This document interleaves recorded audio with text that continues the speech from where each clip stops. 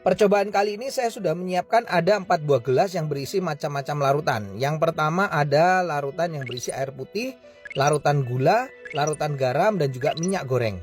Dan masing-masing larutan nanti saya akan campurkan dengan sel darah manusia. Ini adalah darah manusia yang sudah ambil menggunakan jarum suntik. Nah, lalu saya akan teteskan pertama kali pada larutan yang pertama, yaitu air putih.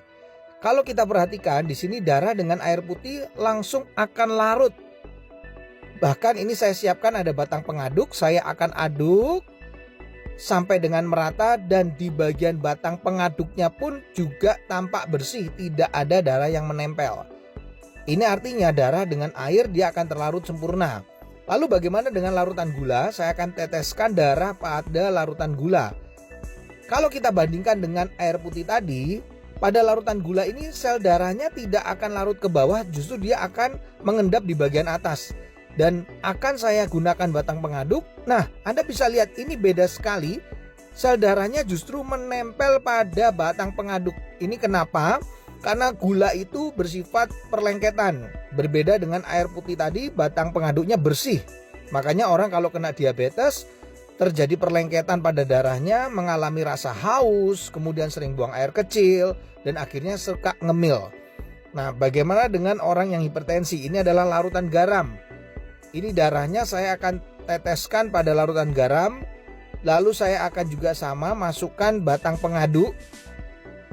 Dan ini berbeda dengan diabetes, di mana sel darah yang menempel pada batang pengaduknya tidak selengket pada gula, larutan gula. Tapi yang membedakan pada orang darah tinggi atau hipertensi yang terlalu sering makan asin-asin, ini kelihatan sel darah merahnya akan terurai, dia akan rusak, dia akan pecah. Makanya orang darah tinggi bisa mengalami pecah pembuluh darah. Yang terakhir saya akan teteskan darah ini di dalam minyak goreng.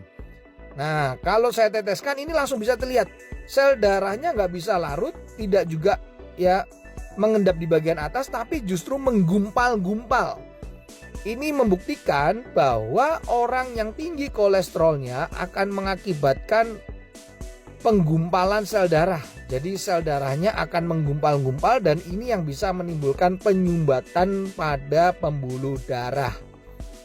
Ini adalah percobaan sederhana yang saya lakukan dengan menggunakan 4 macam larutan yang berbeda. Semoga percobaan ini bisa menjadi inspirasi untuk kita agar tetap sehat.